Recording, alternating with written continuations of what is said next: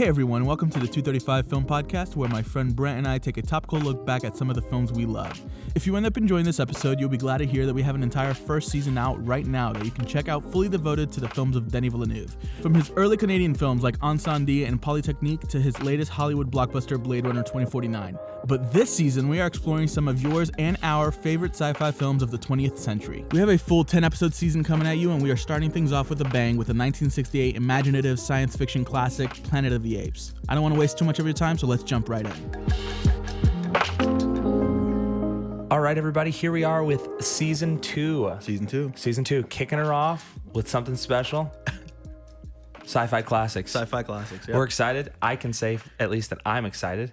I'm pretty excited.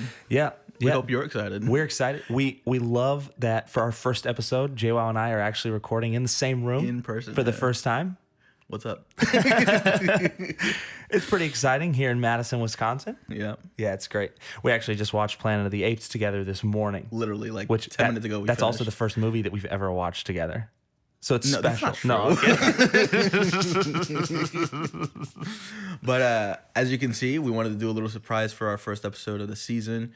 And you guys can actually see us alongside hearing us. Yeah, and if you're on the podcast platforms and you're interested in that at all, we're definitely going to have a link on our social media that you can jump onto our YouTube page and find that. Yeah, please do. Please go check that out. It's probably going to be a little bit different than you used to as far as listening. Yeah. Because now you can put faces to us. Brand new experience. Meet your hosts in a way. I know that we probably don't look as handsome as we sound, right. But yeah, definitely not as buttery in person. But anyways, we decided to go 10 episodes deep this season. Yeah. And we're going to go chronologically, and we're starting with the first. We picked, you guys had a couple answers for us about what movies to pick from. Loved the feedback, by the way. We got a ton of response on our social media. Yeah. But we had to nail it down to 10, so we got to cut a few out, and we went by preference. We just wanted a couple movies on there that we haven't seen yet, so we wanted to check those out. So just for a little taste, our first couple, we started with Planet of the Apes, and naturally, in the progression of things, our next one's going to be 2001: A Space Odyssey. Yeah. So just kind of kicking it off with the salt of the earth classic sci-fi movies, movies that paved the way for things like Interstellar, for instance. You know, just surface level watching Planet of the Apes this morning, it's crazy how much inspiration comes from movies like this for today's sci-fi. That's for sure. Yeah, it's great. So I think we're ready to just dive right into the conversation. Yeah, I think we're good for that. So Planet of the Apes. Whoa. 1968. And you could definitely feel it as you're watching Absolutely. We kick off in the beginning. Charlton Heston is sitting at the command module of this spaceship.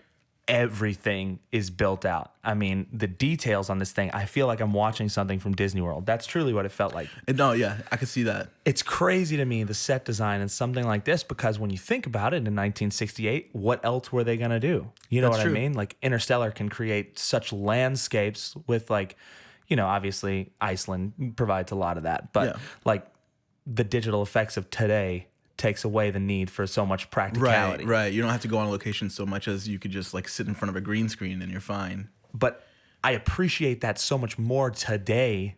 What I was telling you this morning, production must have taken 3 times as long as it would today, because all of that stuff was practical. And they are walking in the distance. Yeah, exactly. They're 300 feet away from the camera or whatever, doing this far out shot. Somebody trips and it's cut, let's do that again. Gotta start all over again. Yeah. It's crazy, though. It's crazy to think about how much detail and work has to go into something like that with so much practical effects like that. For sure. And just to kind of hint on pick up off on what you were saying about the whole Disney, the set itself is very interesting because it does give you that old Disney feel. Right. If you go to Disneyland or Disney World and there's some of those rides that are a lot older than the others. Right, yeah. It feels like that kind of It's a small world. Yeah. For sure. Yeah, for sure. And one of the experiences that I had, I'm a big Disney snob. I love Disney World more than most places on the earth. And I live in Orlando, so that's saying something. You should be visiting me a lot more.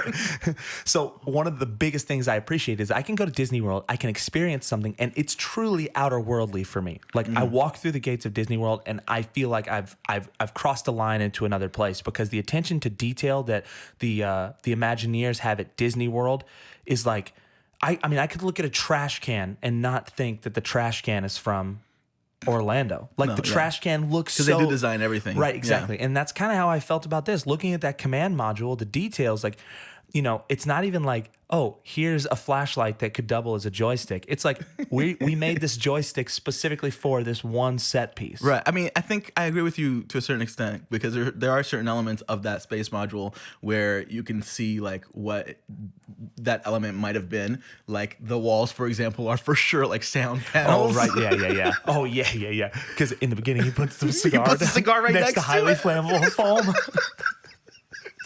That tells us that he wasn't really smoking. But hey, think about it. In the 60s and the 70s, you could fly and you could smoke while you're flying in a plane in real life. So yeah, but it's a little different in space because of the oxygen content, you know. So yeah, but you know, I mean, if there were to be an explosion, no one would hear it, so it's fine. That's fine. Yeah, they'd be dead and no one could hear you scream. Isn't that the tagline for Alien? Yeah. Okay. Another thing that stood out to me when you talk about go ahead. When you I was gonna say something, but it's fine. Easter egg. When you were talking about how there's something, I think the cryo chambers where they went to sleep, they might actually have been buffet line coolers, because when somebody walked up and just pulled down the buffet, it's like the things at Subway. When you go to Subway, you get your sandwich made. They just open up the lid and they crawl in, and now they can. I wonder sleep. Because in that scene he does like press a button and then it like comes down. I wonder if outside of the shot there's somebody there like just be careful with that. We got to return it to Subway on Monday. Yeah, I mean that's just the first 5 minutes. What a taste. I think you do definitely see like a scope of like ingenuity as far as like the set design, and I think it's interesting to think about the budget. I think was only $5 million, which back then is totally different with inflation and all that. But I mean, that movie must have cost how much today? Yeah, exactly. I don't know. Exactly. And how much of that budget then went to production design, like set design? Right, that's true. Whereas our budgets today, Nolan's 40, 60 million, half of that goes to visual effects. Definitely. So, well, maybe not Tenet. Give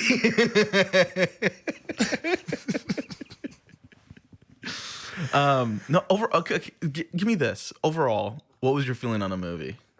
I really liked it. You really like Planet of the Apes? Now, I know that we kind of had a Mystery Science Theater 3000 we thing kind of going. did, yeah. Let's be honest. Any sci-fi movie from the 60s, you're going to be able to rag on a little bit. Of course. Charlton Heston's, like, damn dirty ape line. I mean, it's just like, come on. Not just that.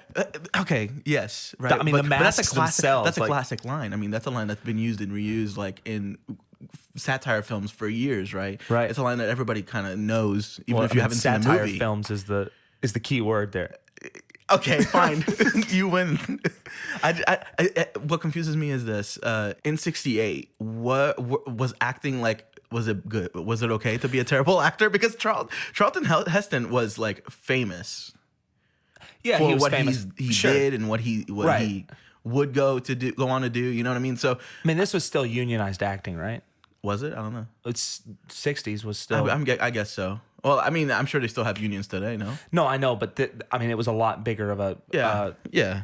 I think overall. Not just in acting, but in any industry, I feel like. Just acting. Okay. Thank you. No, but I mean, I wonder if that has any draw on how like the perception of acting is.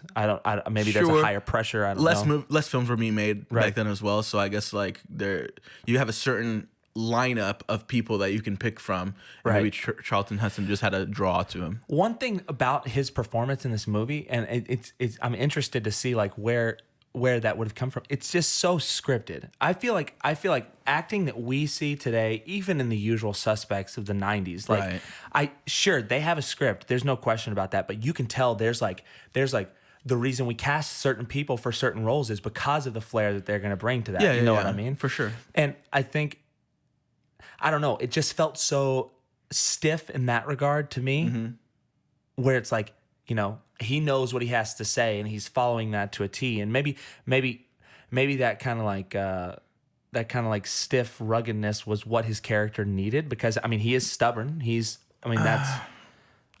doesn't necessarily take away anything from the character for me. I just found it interesting that his acting style in the 60s, late 60s, granted, was, I mean, it's super different than 30 years later when I see like The Usual Suspects. That's just something that's coming to my mind. Was he in The Usual? No, I'm just thinking like Like, So I'm trying to think back now. Kevin Spacey's character in that is Whoa, dude, we don't mention him.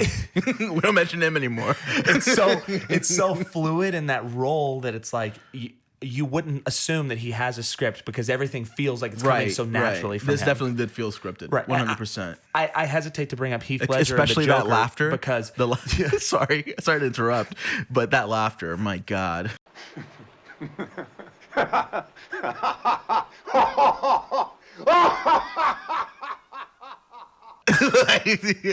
It's just part of his character, dude. It was like a it's a space laugh. Come on, give him a break. He's maniacal 2,000 years old.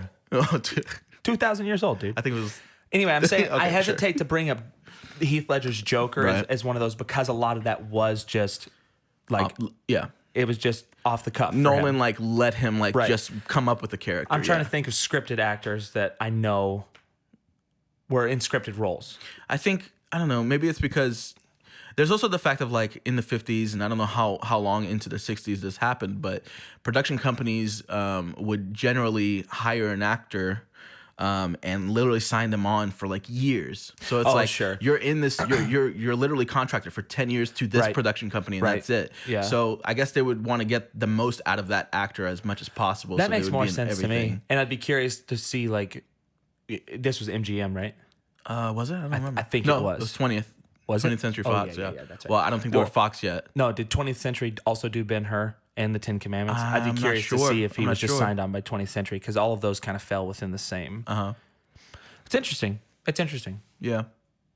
I mean, but that by that regard, if that's the case, then he wasn't necessarily the person for this role. Maybe he just fell into it.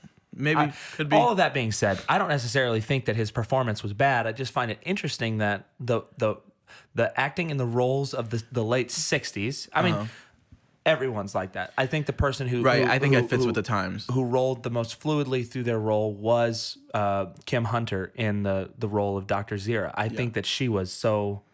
You think so? I think that she was. I don't know. It's kind of hard to see how good the acting is through those prosthetics. Maybe Lucius at the end. Oh yeah, Lucius, the rebel teenage. He was a necessary addition to the.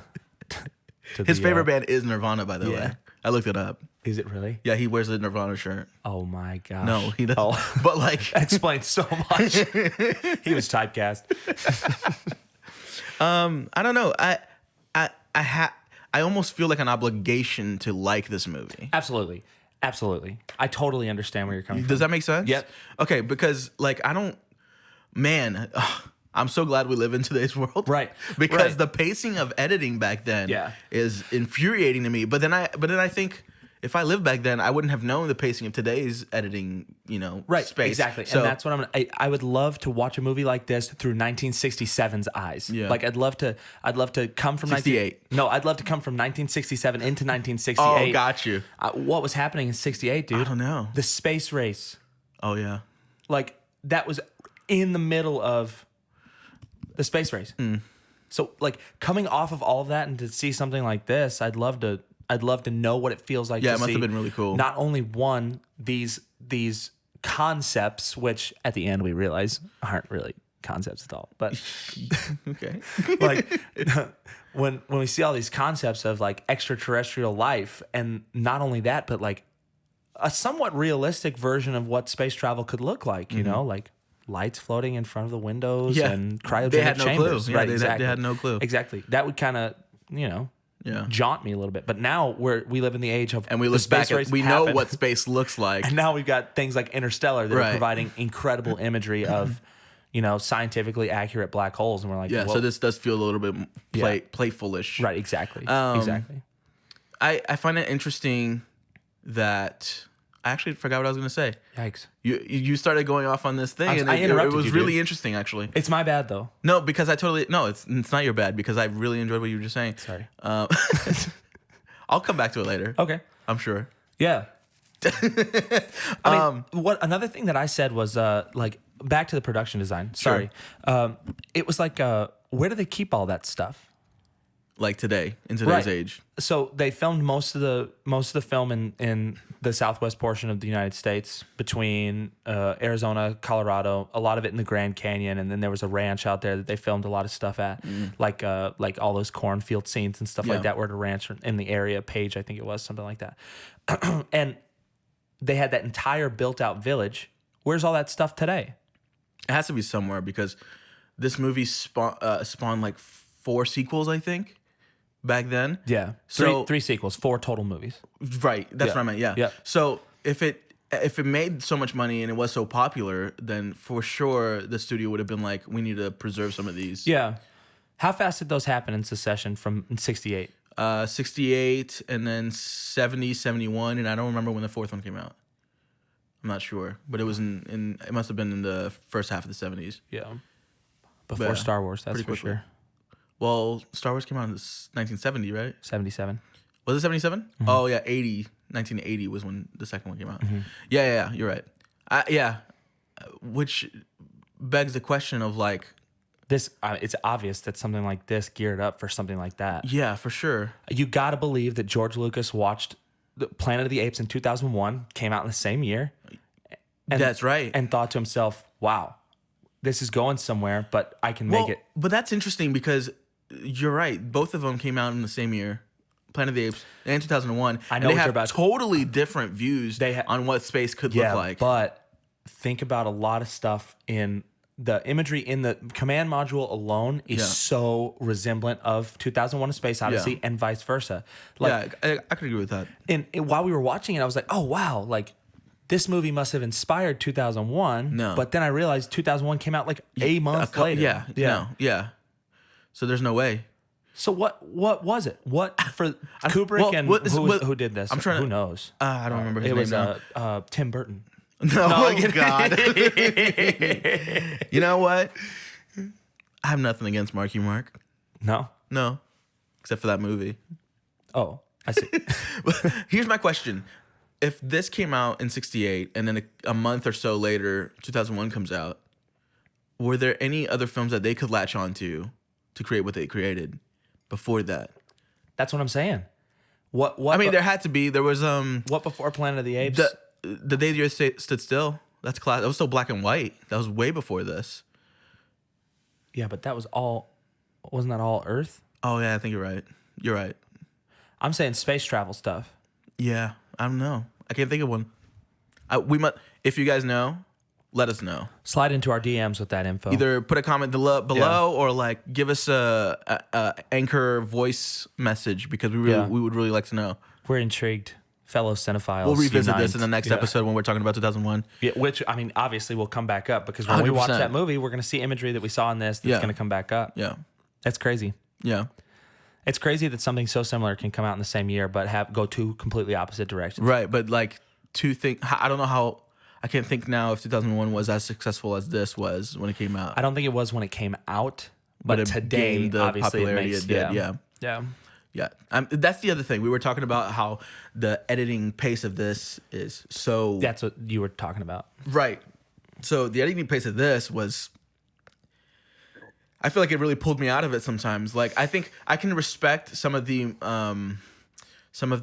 moments in Planet of the Apes where they don't do dialogue. Yeah. They just let us, like, watch it play out. Yeah. And I respect that because... Well, part of it's that wandering... Like, these guys don't know what's going on. A lot of what we see with no dialogue is in the beginning when the crew is kind of... Well, I mean, Heston doesn't speak for the first half of the movie once he gets captured. Oh, yeah, exactly. You know? Exactly. So, I feel like there's a lot of really interesting things to pick up from this film, but then the editing pace, watching it from in today's eyes, it was so... I was almost falling asleep in parts. Don't say almost, dude. Okay, fine. I snored once.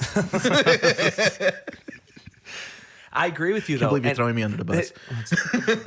Part of it, to me, I wonder if, like, to them in that time, the concept was so cut and dry, what they had and what they wanted to show. Mm-hmm. Like, here's point A, here's point B, and this is how we get to it. Yeah. And maybe they just needed to fill screen time. Maybe they had 10, 15, 20 minutes of time left over. It was just under 2 hours, correct? An hour 52. Yeah. I wonder what the average length of a film back then was. Because in today's standards, it's anywhere between 90 minutes to 2 hours. That's probably the average.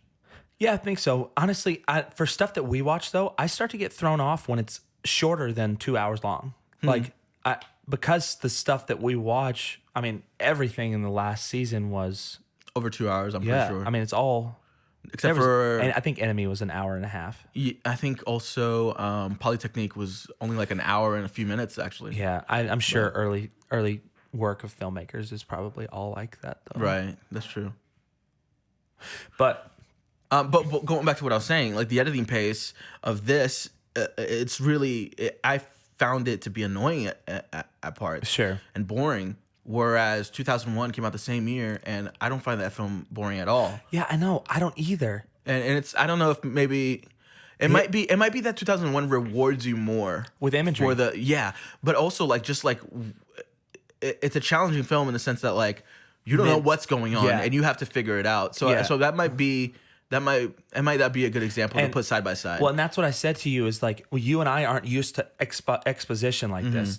Like what we hunt down is films that require us to provide the last piece of the puzzle. Right. And 2001: A Space Odyssey does that. This film is exposition. Yeah, that's true. The point of it though is that the exposition is so daunting. Like oh my gosh, this is the end result of all of this stuff. You know what I mean? Well, exactly. I mean, obviously, I've never watched this film before. Right. Until today, we knew the ending. Yeah, exactly. We I mean, it's been in the annals of history. Right. So, yeah. Did I say that right? I'm not sure. So, I think that doesn't give us a big surprise at all, you know. And we actually were making fun of it because, exactly. Like how close does he need to get to the Statue of Liberty before he realizes it's the Statue of Liberty? Well, especially when we zoom back and realize that it was the face of the Statue of Liberty facing us the entire time. Charlton, open your eyes.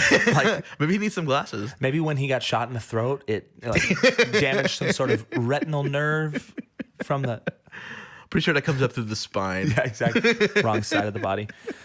I was just trying to give Charlton every ounce of respect. No, I don't. Needs. Listen, he has my respect just because of Ben-Hur. What he's done. Yeah. Okay, Ben-Hur, sure. Yeah. I watched Ben-Hur. It was good. But the people who get my respect in Ben-Hur are the extras. You know how many extras there were in that movie? How many? Thousands. There were thousands of extras. I think Ben-Hur still holds the record of like the most extras to be on a set. Really? Yeah. That's interesting. It's crazy. I don't know why I'm talking about that, though. Ben-Hur's not they sci-fi. still hold. Yeah, that's true. Let's move on. I was gonna talk about the amount of Oscars they have, but yeah, exactly. Not worth it. How many Oscars does Planet of the Apes have? I don't know. I don't either. I didn't look that up. We should have done that research. I'm sorry, guys. We're letting you down. That's our bad. What about the remake though? The one with Mark Wahlberg? Mark Wahlberg. Well, that's the only remake. I guess. The newest film trilogy is not really. I got to be honest with you. Huh? I prefer the approach of the newest film trilogy. Yeah, it's fresh to the concept. Yeah, it's fresh. Yeah. Well, I think watching this today, this was fresh for me too, because I got to be honest with you, it did a really good job of making me believe that he was off planet. Like I even questioned. I don't know, dude. I recognize those Arizona skylines. Obviously, you did, but like. I recognized Iceland in Interstellar, and I was like, ooh. Okay, fair. You're not in space. Hey, everybody, they're not in space. This film is a fraud. Tom Cruise's new movie won't be a fraud, though. No, because he does everything himself. In space. Wait, he's got a space movie Tom Cruise and Elon Musk have a partnership, and they're going to film the first movie in space. Oh, wow. Dude, where have you been? Living under a rock? Man, it doesn't matter. We'll have to echo I back am Patrick Star, though. It's evident to me, though, by watching this that, like, Planet of the Apes in so many ways, like, Interstellar keeps coming to my mind because it's like, in the first 5 minutes, I saw so many things about Planet of the Apes that Interstellar was inspired by. Like their suits, for instance, are super Interstellar-esque. Sure. The command module, super Interstellar-esque. Like things like him climbing up that tube, that imagery itself, like remind. Now, don't generalize that all space travel could look the same way. Okay. Because it can't. Give me an example that it doesn't look the same. Space travel? Yeah. Dude, have you seen Avatar? All right, fair. Moving on. Touche. Anyway, when I see stuff like that, and even if it's not like a conscious thought in Christopher Nolan's mind, like, oh, I really liked the way Planet of the Apes did their spaceship or whatever.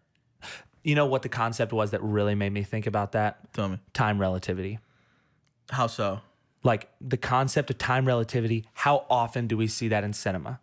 Oh, that's true. That's true. So when I'm surprised. I wouldn't be surprised if this is the first time we saw it in film. dude, now that I think about that, if I lived in 1968, I would be questioning my existence. I don't think I would understand that, because they don't. Interstellar was the first time I really got a grasp because on the relativity. they explain it in the plot. Whereas in Planet of the Apes, they don't give you any kind of clue at all. He just says it's now a bit. His equations might be off a little bit. Granted, it was 50 years ago. They didn't have what was his name that worked with Interstellar? Oh, the scientist, you mean? Yeah, I can't remember his name right now. I don't know. The black hole specialist. I know. That's what I was about to say. The most scientific representation of a black hole ever to be on screen. Yeah. That's crazy to me. Why are we talking about Interstellar? Dude, because it's my favorite. We're going to do a modern sci-fi in one of these seasons, and we're going to hit it. We'll hit it. I mean, we'll do a Christopher Nolan season eventually. Now, don't hype our viewers up. They don't know for sure that we'll do that. I mean, we don't know for sure. That's true. Or we don't know when we'll do it for sure. There's potential that we'll do a modern sci-fi. There's also potential that we'll do a Christopher Nolan. There's potential we'll do a Tim Burton season. Stay tuned. You were mentioning to me how you felt that this almost feels like a steps backward in some of the societal Here's what I things said in this film. Okay, I ahead. I found it super interesting the way this picture is being painted in the 60s era of the United States, how there's a superior race and an inferior race, right, and the way those races are treated. I feel like it would have to be a leap for this not to have been, at least in the slightest, like pointing an arrow towards racism. Right. I think when I watch, but like in a good way, like it's shining a light on it in a right. in a, Exactly. yeah. Exactly. And like for bringing you and I, even today, the concepts of this film make us uncomfortable that there's a superior race not even willing to accept in the slightest the inferiority of the other race, right, having potential to grow. Yeah. You know what I mean? So it's like I think they soften that a little bit by like, switching things around. Also making everybody white. Exactly. And that's another thing that we talked about. It's like the one character who was of color, who wasn't like somebody who was already on the planet, died in the first 5 minutes. Right. I think that's a thing that we're only now getting into and realizing, right? Yeah, exactly. And we never ever echo him again until we see him in that museum, which makes me uncomfortable as a viewer today. Yeah. That makes me uncomfortable. And another thing I said is like, why wasn't there a spotlight on the fact that there's no black people on the planet? Like there's no people of color on the planet already. I think they were. I keep saying planet, but all of us know. I think they were Earth. trying to soften that blow though, like because if maybe it would be. I mean, we're talking about 68, right? But it could have been jarring racism, seeing these people being like somebody of a darker skin color in that role of like a dumber human being. You mean for the viewers? For the viewer, right, even back then, right. I think maybe they were just trying to so maybe it was steer away from any kind of controversy. Maybe it was commendable for Hollywood in that time to even have an actor. But that's a stretch because Hollywood was doing a ton of really bad crap right there. Right. Yeah. Exactly. And it like I would love to sit here as a viewer and take it at face value and say 100% this is solely about like a sci-fi storyline, but I don't think so. It's crazy to look at it and not think otherwise. No. I think obviously I think the book itself was probably much more social. Oh, sure. I guarantee that Hollywood, commentary than a production company picked up the idea because of the ways the leanings that it could have, though. Yeah. You know what I mean? No. Yeah. And obviously the remake. Yeah. And the newest version of it don't necessarily lean that direction. No, I don't think Tim Burton was trying to do any kind of social commentary at all. I think Tim Burton was just like, I love this movie. I want to remake it. Exactly. And did a really bad job at it. Yeah. Do you remember the social commentary that was in Edward Scissorhands? Go ahead. No, I can't. Okay. I was waiting. We're gonna take a deep dive into Edward Scissorhands right now. Everybody, buckle your seatbelts. I think this might be telling us that we're not gonna do a Tim Burton. I think you might be right. Who knows? I think you might be right. I don't know. Marvel maybe for sure. Though. We might do a claymation season. Wallace and Gromit. We might do a claymation season, and Nightmare Before Christmas might end Chicken up on Run. there. Chicken Run, Wallace and Gromit, Fantastic Mr. Fox, Isle of Dogs. Oh yeah, Isle of Dogs, great. And Chicken Run 2 is coming out. Chicken Run 2, we'll have to hold out for Chicken Run 2, and then Nightmare Before Christmas. What are some other? What other? Oh, Kubo and the Tale of Two Strings. Was that claymation? Yeah, dude. So was that new movie about the Bigfoot, the Sasquatch. Oh yeah, that was claymation. Yeah, dude. No. Yeah, baby. Because I know. Brace yourselves, America. Are you sure? Yeah. Because I know that like today I've seen people be able to like do things on like Cinema 4D or something. Kubo and the Tale of Two Strings. I'm telling you right now, I've seen videos. All of that, there's background that's green screen, but all of the characters are claymation. That's cool. They're animated. I commend them for that because there's definitely an easier way to go about that. Absolutely, today. but I mean, Wes Anderson doesn't think so. Yeah, but Wes Anderson is a genius, is what you were saying. Yes, 100%.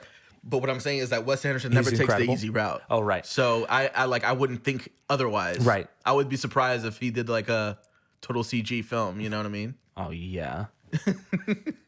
Anyways, we're getting off topic here. Barf. We're getting off topic here. How do you think this stacks up between this, the remake, and the today's and that's like what I was saying to you earlier. films? The remake and the first one have, I mean, it's the same storyline, Right. I mean, there are differences, creative tendencies, but like the story itself is at its core the same concept. Yeah, very similar. It's brought from the same book. Mm-hmm. Whereas the current Planet of the Apes trilogy is a new story, a new concept. Basically telling us like how we got to that point. Yeah, exactly. I prefer that character arc and that story. When I think about it now, the same kind of commentary can exist in the newest one as well. Like there's a race and yes, a superior species 100%. Is at war with them. 100%. The new trilogy films definitely have some sort of social commentary there. Definitely towards the end. It's not totally this. It doesn't totally match up. Like if you were to put them, it's not as expository. Yeah, it's not the same as the '68 original, but. It definitely is doing something with these films. Which is that Matt Reeves? I think it is. The newest ones? Yeah. Hey, dude, if we're gonna stop for a second and talk about Matt Reeves, what a powerhouse. Yeah. Like, I mean, he's just dropping hits everywhere and nobody thinks about it. Everyone's oh, here's another movie and it's incredible. What did he just come out with? Batman? No, not yet. No, that's coming out. Yeah. Well, he just came out with something. Yeah, what was it? Oh shoot. I don't know. Did he do the one with the shoot. We'll get back to you on that. Yeah, we'll get back to you. We'll get back to it. We'll let you know when the Batman comes out. Yeah, so I think we haven't seen the 3 sequels to this one. So we don't have a full scope. Nor do we have intentions. No, I'm probably not. No, I think I'd much rather watch like the Time Machine. Oh my gosh, we forgot about the Time Machine. That's okay. We've already got our stuff set. We already have our 10 episodes. Yeah, maybe in the future. The Time Machine, future. Hey, so for sure, I can stop and appreciate and respect what this film has done, but I can't. I'm never gonna watch this movie again. Yeah, and I mean, you could say the same thing about 2001. Once you watch it once, you can definitely appreciate and admire it, but it's not something that you turn on when you're. You don't turn it on whenever you're bored or anything like that. It's not like a movie that I'm like, I can't wait to watch this again. I mean, I think the first time I watched it, I was very confused. Yeah, and it kind of put me off. Yeah. Until like a few years later, I watched it again, and I really appreciated it then. And then I think every time I go back to 2001, there's something new I can appreciate. Oh, absolutely. Whereas that film I don't always think brings something new to the feel table. like this is gonna give me something new every time. Right. So like I said, I think 2001 is the kind of film that really rewards you every time you watch it. Yeah. For the amount of amount of time you put into this film until 2001 will give you something back in return. Yeah. Whereas I don't think this does it at all. Right. I think it's a fun ride. I think because of that, it's like because of that expository piece. It's so surface level. Like it in the storytelling aspect of things. Like the director is just giving us every bit of information we need. Obviously, until the end when that whole thing is like come about. Yeah. And sure, the questions can be sparked. How did we get here? You know, only 2,000 years later, all of this has happened. Right. You know. It's interesting. I think it's interesting, but the big part of it and our chronological journey through sci-fi is the fact that it paved the way for... Right. I would be curious to see the sequels only to know what else there is. Because, like, not if it gets better. I'm sure it's pretty much the same. I had to tell you, the reviewers don't think it gets better. They don't think it, so it gets worse from here. Way worse. Okay, so I don't want to watch it. I was just curious about, like, do they ever find another forest on the other side of the desert? You know what I mean? On the other side is of the there a paradise zone? Beyond the forbidden zone? Right? Exactly. So, like, that kind of stuff makes me a little bit curious, but knowing the pacing of this film, I don't want to watch the next one either. Right, yeah, exactly. You know what I mean? So, exactly. Sorry, Heston. One thing that really bummed us out, peace. I think, Heston peace. One thing that really bums us out was the relationship between Charlton Heston's character and Nova. Nova, yeah. We were pretty bummed out about that, I think. I mean, think, yeah. Myself, for sure. You were very bummed out. Well, because the film prostrates it Brant towards... and I are feminists, but Brant is very, like... How would you say? I'm on board. I'm on board. That's another thing is like, here's another thing. And this is another 60s era agenda, for lack of a better word, that was positioned in this film was the masculinity aspect of things. Yeah. How much Charlton Heston shined a spotlight on, you know, I love you, but only because you're the only girl in town. Yeah. Like, what? We know he's a womanizer because he also kisses... the monkey girl, Zira. Zira. Yeah. Oh, dude, hey, chill out, dude. What? Well, I mean, it's true. She's an ape, okay?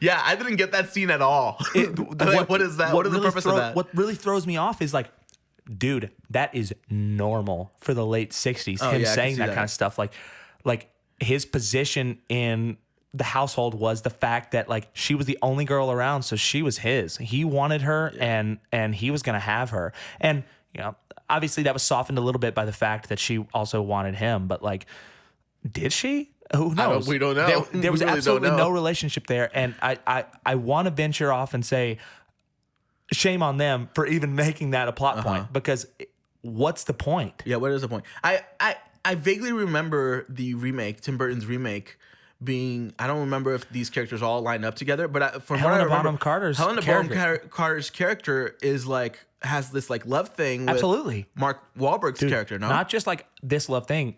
It's a whole thing. It's very present. Yeah, so that's what I remember. So I was kind of confused. Obviously, this one came first, but still, like, I was like, wait, is this going to happen or not? Yeah, I didn't like that. And maybe they overexposed it on the remake because they were like, dude, this is a hole in the film. Like, this could have been something. It gives a better... I think it has a better plot element to it as well, because it's these two races kind of coming together. Exactly. Yeah. I mean, it's the whole Pocahontas concept thing. Yeah. I mean, I guess Pocahontas was after this. So did Pocahontas get that concept from this? No. She got that from life. Pocahontas. Yeah, exactly. The real Pocahontas. Right. Probably. Yeah, we don't actually know, right? Did John Smith actually... Anyways, moving on. Yeah, so overall, I mean, if I was to give it a number, I'd say it's a 7. It's not something that I'm like screaming to get to, but at the same time, like my 7 comes from the position of appreciation. Like I'm trying to think of another movie that I have to appreciate. What I'm thinking is, if this film had come out today, the exact way it is, with maybe an update in camera gear, so it looks better. If that was the only difference, it would suck. This film would be a B list film for sure. Absolutely. Like it's just, and that's why I talk about Charlton Heston's acting like that, because when we talk about B actors, it's all very scripted and stuff that. So it makes stuff like that makes me feel like it's a lower quality film. You know what I mean? Yeah. So, but I mean, and maybe it was. I'd love to see but back what then it was totally like, this was the thing. Was it? Like, what other movies came out in 68? 2001. I know, but what other ones? I'm not sure. I mean, in 2001, when I think about it, is they were really pushing the envelope too in ingenuity. Like that whole. Well, I don't know why I'm talking about this now. We're gonna have a whole episode about it. Yeah, let's wait. Let's save it for next week. Anyway, my appreciation level is at an utmost high solely on the fact of set design. What it did for and what it did for cinema. For the genre, but set design really pushed me over the edge for this. If there wasn't that much put into the set, I wouldn't have as much value for the film. Sure. Like the concepts are good, but there was a book. You know what I mean? Yeah, Like, you're saying 7. I'm like at a 4. A 4, dude. Because like it's This solely is Charlton off. Heston's masterpiece. Is it? I think Yeah. it's Ben-Hur. Have you seen the 10 Commandments? This might be the 3rd in the line of Charlton Heston's performances. Okay, so Should we do a full Charlton Heston season? No, please God, no. Listen, it's a 4 for me because like I don't feel like this film gives me much other than maybe some sort of social commentary, but even then it's kind of a stretch. Yeah. And what it's done for the genre, for cinema, and so on. It feels like a place in stretch. history, you Yeah. know? It's got a place in history. But other than that, I didn't enjoy this film. Like, if I could put all of that aside, Oh, yeah. this is trash to me. I completely agree. There's no question about that. But what I'm saying is Sorry. my number comes. Don't apologize, dude. I don't know. There may be some people out there that are like, We're independent variables. Like, we're allowed to hate it if we want to. okay, we're going to stir some stuff up, man. Maybe. This season might get a little ugly. Oh, dude, yeah, because classic sci-fi is where cult classic Yeah. mentality comes from. This is going to get ugly, I think. Absolutely. There are people who hate 2001: A Space Odyssey and people who absolutely love it. Right. I'm sure that there's Planet of the Apes fanatics out there. They're out there. They're just not us. They have like all of the, they like keep all of the memorabilia. Yeah, they all have those shrouds. That I'm they not making wear. fun of you. No, not the followers. We're making fun of the movie. Yeah, I'm like I just can't. I'm not going to show my kids this movie, not because I think it's inappropriate, but because I don't want them to waste their time. I'm thinking about it right now, and you might have an answer to this as well. But if there's one piece of memorabilia I'd like to have from Planet of the Apes, the original movie, Okay. it would be when Dr. Cornelius is telling Charlton Heston's character about the Forbidden Land, and he pulls out that map. Oh yeah, I'd love to have that map. you're a maps guy. I love classic maps. I'm a maps guy. If I could have that map, viewers, I would love to have it. If I had to pick one, it would probably be the His face mask, dude. no, the stinking clothes he's wearing, the rags. Yeah, exactly. Because that could be something I could use in the bedroom. Like as a blanket? Yeah. Hey, you know what? I although I may not have liked the film, I enjoyed this experience watching it with you. Dude, it was bar none. Yeah. It was incredible. It was fun. Yeah. I wish we could do this more often. I wish so too, but we live 1,000 miles Shoot. away. Yeah. And the only thing that keeps us together is Our love for cinema. our love for cinema. All jokes aside, though, my wife wrote that intro. I'm serious. And I'm serious. My wife wrote that intro, and it touches my heart that was a part of season 1. You know what? I'm happy for you. I love that her fingerprints were on this. That's great. I'm serious. Right. My wife is the light of my life. Yeah, she's great. I can't say light of my life anymore because of The Shining. No, light of my life. Wendy, darling, light of my life. I'm not gonna hurt you. I'm just gonna. What does he say? I really want to watch that right now. Let's Do you try- want to just? No, dude, you have to fly out in like 20 minutes. That's true. Yeah, we can both agree it paves the way for stuff, but For sure. it's just not a great movie. And honestly, what you were saying was right. Take everything else away. The movie itself, for production value alone, doesn't it's really garbage. hold up. It's Yeah, garbage. Yeah. But I mean, yeah. Maybe so is The Big Lebowski. Well, it's funny because like I feel so strongly about this with this film, and I feel totally the opposite with our next film, 2001. I know. So I'm really curious. That challenges me Yeah. so much. So I'm really excited about doing this next week. Yeah.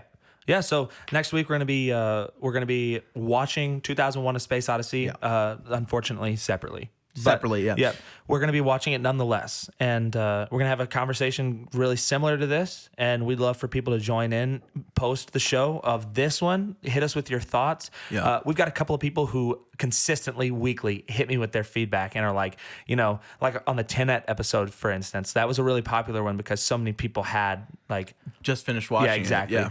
But like hit me with things like, you know, I really appreciate what you guys said about this. And this is like an adverse thought about. Right. You know, yeah. We want that. Yeah. We love that conversation. So if you've got stuff like that, definitely hit us up on Anchor. Anchor, yeah. Leave us a voice message below. Yeah. You can follow the link below. Yeah. We're going to have social media posts that go up about this stuff. Yeah. We'd love for you to comment on those things. We're going to hopefully be able to trudge up some facts about Planet of the Apes between now and next week and get it on social media so we can have. I'm super curious about this film still. There's a lot of stuff. There's a lot of stuff that I'd love to find out. Like one thing, I'm going to answer the question of where is the set today?